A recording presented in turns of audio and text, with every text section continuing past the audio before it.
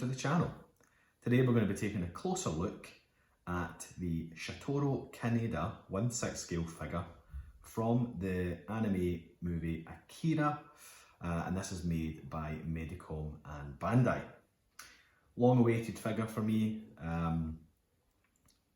About a month, 2 months ago, I received Kaneda's bike, and this is the figure that I've been waiting on to put on the bike and complement and finish off that display piece. I missed out many years ago on the original release, so I'm very happy that Bandai and MEDICOM have re-released the Kaneda figure and bike. And we're just going to do a very quick look at the figure today. So we'll look at the box, we'll look at the contents, and then we'll do a bit of close-ups on some of the accessories, and then we'll find the final pose for the figure.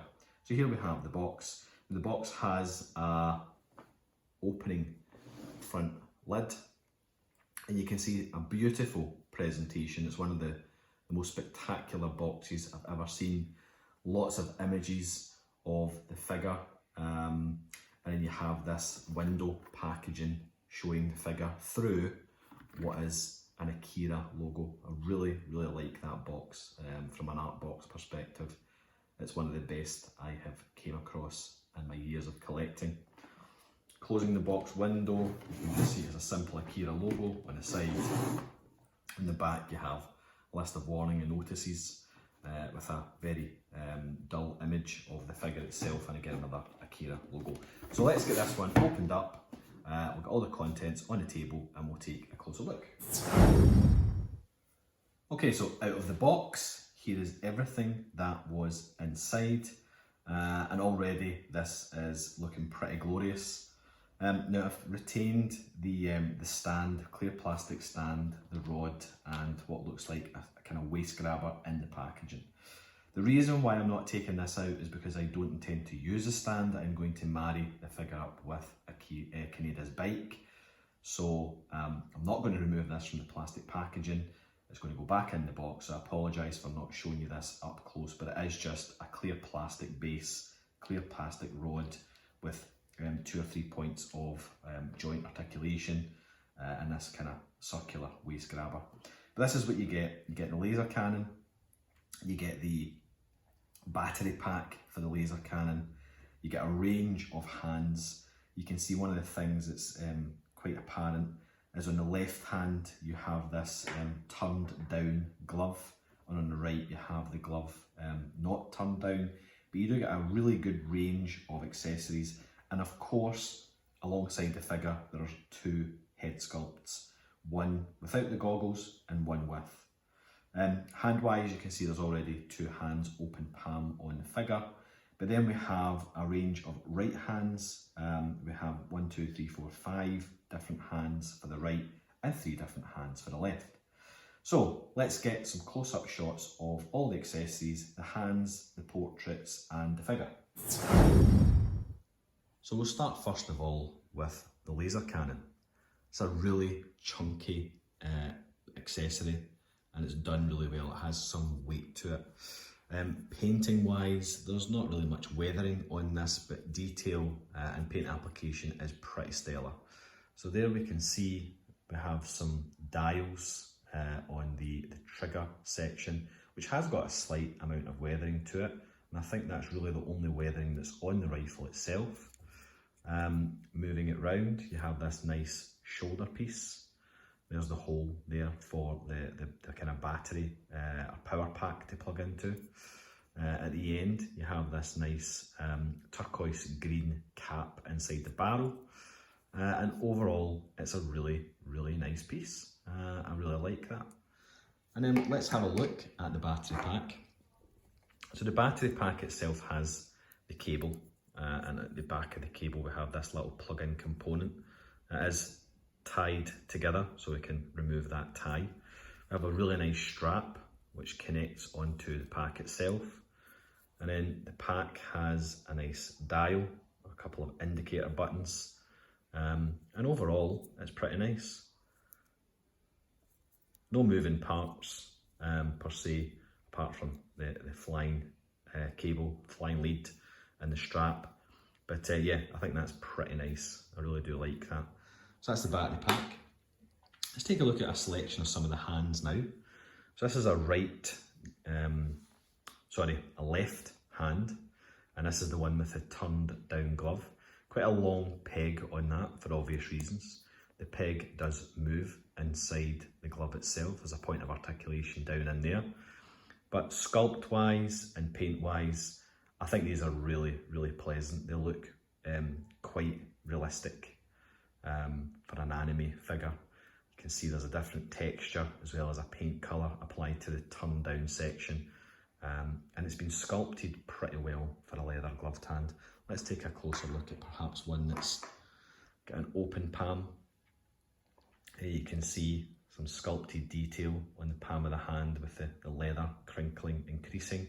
You've got some stitch work sculpted in there as well. So they are pretty nice. I'm overall quite happy with them. Let's take a look at the right hands. The right hands, obviously the biggest difference is that the glove goes all the way up and it's not turned down. But overall, it's the same quality. You can see it's all been sculpted really well. It's painted really well. There's no weathering at all applied on the paint application of these hands. It is just a flat colour. And then moving on, we're going to have a look at the head sculpt or the portrait with the goggles first. I really like this look. The goggles have been done really well. You can see there's a clear piece of acrylic or perspex been added in, which is slightly tinted. It is an anime figure, don't forget, so it's not going to be, you know, super realistic, but from an anime perspective, I think it captures Kaneda extremely well. The hair is not just a flat piece of sculpt. It has got little bits to it that's caught in the wind, a bit kind of tussled. And overall, I think this is a fantastic head sculpt. I really, really like this goggled one. And you can see the neck is sculpted into the actual portrait itself with the neck peg. So that's the goggled head. And then let's take a look at the actual figure itself. So I'll just move the camera back slightly so we can get this figure in. So there we go, it's the same sculpt, just minus the goggles.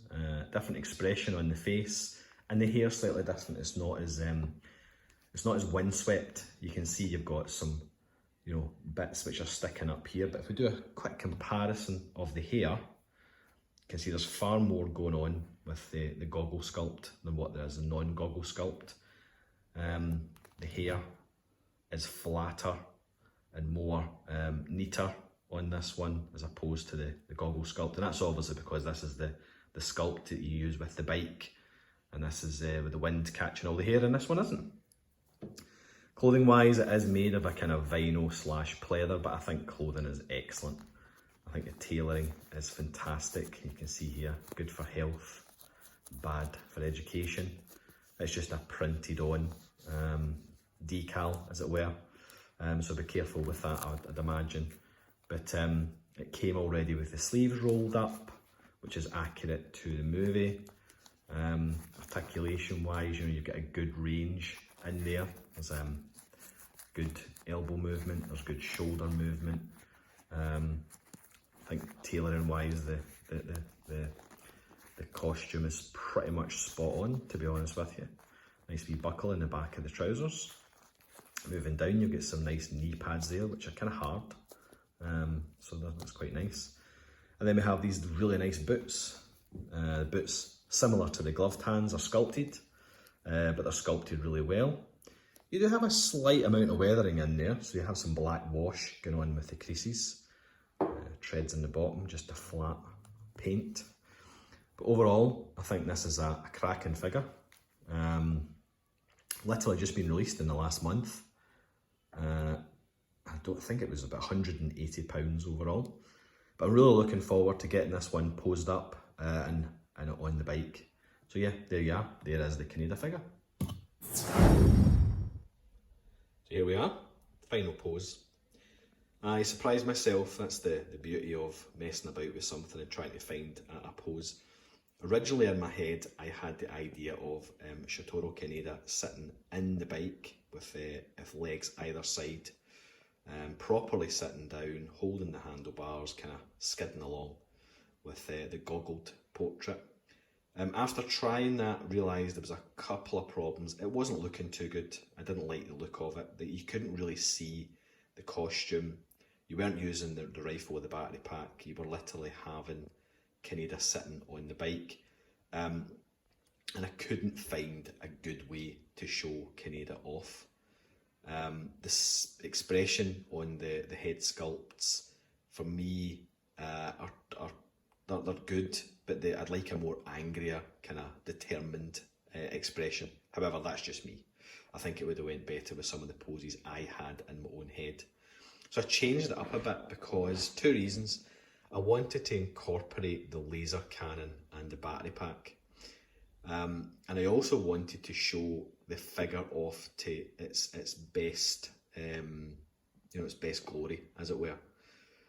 The other problem I found is that by crunching the figure up and bending the knees and bending the waist and bending the torso, I felt the clothing was bunching up an awful lot, and it was getting very stretched. It was under some strain. It was getting creased, and being that pleather type material, I wasn't entirely sure how long it would last before it starts ripping or degrading. So I played about for a while and found this particular pose, which I'm quite happy with. I think it shows the figure and the bike off to the best way. And I've managed to incorporate the laser cannon and the battery pack. So let's do some close-ups of the actual figure himself. I found that you could flip that scope bit up and you get some nice buttons underneath there. I've plugged the battery pack or the power pack into the underneath of the rifle and tucked the excess cabling behind the figure itself. I've got 1 foot on the bike on the other side and the other foot on the shelf, so the figure is quite stable without that display stand. Overall, let's put the lights on the bike on. See some nice sound effects. I do have another video on the bike if you want to go and check that out. It's all fully lit up and it does have some sounds. It's an incredible piece, the bike. It really is great. It's die cast and it's so well put together. It's an absolutely solid and heavy piece. I think figure wise, I've managed to get a kind of natural standing pose with the figure. As I said, expressions, like I kind of wish that I had a more angry or determined expression. But yeah, look, the figure's great, the bike's great. It is something I've wanted in the collection ever since it was first released a number of years ago, and I'm delighted to have it. It is an overall stunning piece, it really is. And if you'll just look at the size of it on the shelf against Marty McFly, for example, it is a big commanding piece. So yeah, I'm really pleased with it. I'm really happy. Hopefully, if you are an AKIRA fan, this is kind of gave you some ideas about the figure and the bike to help make up your mind of whether you want to purchase this figure or not. I would recommend it, although it's expensive. I think £180 for the figure, and I think I paid almost £600 for the bike. So yeah, it's just shy of £800 for this. Big expense, a huge expense, and that's one of the reasons why I never bought it in the first place when it was first released. It was just too much money. Really happy though they've re-released it. I'm in a better position now with my collecting and my finances, so I was able to secure this one, and I'm delighted that I did. So there you are, the 1/6 scale Shotaro Kaneda figure from Bandai MEDICOM alongside the Kaneda bike. Really happy, as I've said before. I'm not disappointed in any way, shape or form. This is a tremendous display piece, and hopefully you agree. So if you've liked what you've seen today, please do give me a thumbs up. I really appreciate the encouragement. And if you haven't already subscribed, have a think about it. It's click of the button and you get to see some new content from the collection. So thank you very much for checking out the video. I do appreciate it, and until the next time, take care.